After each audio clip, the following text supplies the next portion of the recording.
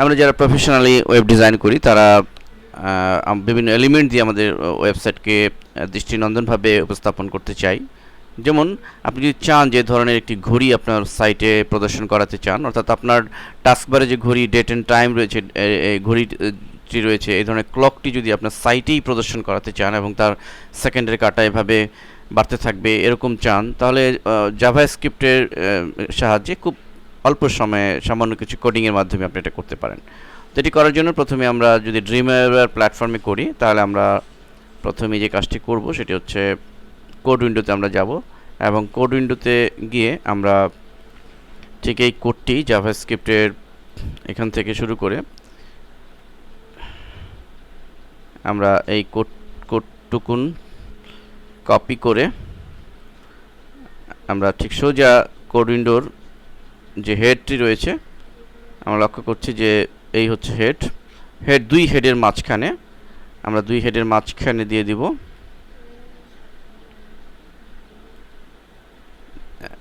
এবং সেক্ষেত্রে আমরা টাইটেলের নিচে দেওয়াটাই বেটার, আমি এখানে দিয়ে দিচ্ছি। তো দুই হেডের মাঝখানে রইল, এর মানে হলো যে আপনি এখানে এই হেডের শেষ এন্ডিং পয়েন্ট এই দুই হেডের মাঝখানের পজিশনে আমরা দিয়ে দিলেই হয়ে যাবে। তো আমরা দুই হেডের মাঝখানে দিলাম, দেন আমরা ডিজাইন মোডে চলে আসবো এবং যেখানে আমরা ক্রিয়েট করতে চাই, যদি আমরা লেয়ার দিয়ে করতে চাই তাহলে লেয়ার নিব একটা। সাপোজ আমি এখানে যদি ক্রিয়েট করতে চাই দেখুন লেয়ার নিব এবং আমরা আমাদের দ্বিতীয় অংশ মানে এখান থেকে এই কোডের এই অংশটুকু অর্থাৎ বডির মাঝখানে, আমি বোঝানোর জন্য বডি লেখাটি লিখেছি কিন্তু বডি তো অলরেডি থাকেই, এটিকে কপি করে আমরা কোড উইন্ডোতে ফিরে যাব, লেয়ারটাকে আগে ক্রিয়েট করব, তারপরে কোড উইন্ডো ফিরে গিয়ে আমরা জাস্ট পেস্ট করে দিব, হয়ে গেল। আমরা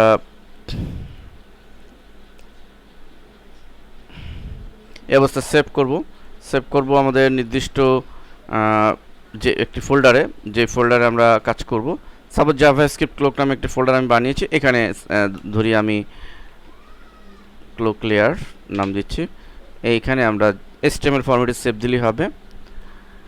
সেভ দিলাম এবং অবশ্যই আমাদের একটা জিনিস কনফার্ম করতে হবে, তা হলো যে আমরা যে ড্রাইভে বা যে ফোল্ডারে সেভ দিব সেখানে আমাদের এই ইমেজ ফাইলগুলো দেখুন এখানে 01 02 আমরা বড় করলে ইমেজ ফাইলগুলো দেখতে পাবো, জিপ ফরম্যাটের এই ফাইলগুলো অবশ্যই দিয়ে দিতে হবে এই নাম্বারিং অনুযায়ী। আমি আপনাদের প্র্যাকটিসের সুবিধার জন্য এই ফাইলগুলি সহ পুরো সোর্স ফাইলগুলো দিয়েছি, আপনারা এটি দিয়ে যেন কাজ করতে পারেন। তো এটি আমাদের এই নির্দিষ্ট ফোল্ডারে অবশ্যই থাকতে হবে, আদারওয়াইজ কিন্তু কাজ করবে না। এখন আমরা যদি প্লে করি লক্ষ্য করুন এটি কিন্তু কার্যকর হলো। এবং যারা টেবিল নিয়ে কাজ করবেন তারা টেবিল ক্রিয়েট করবেন এবং টেবিল ক্রিয়েট করে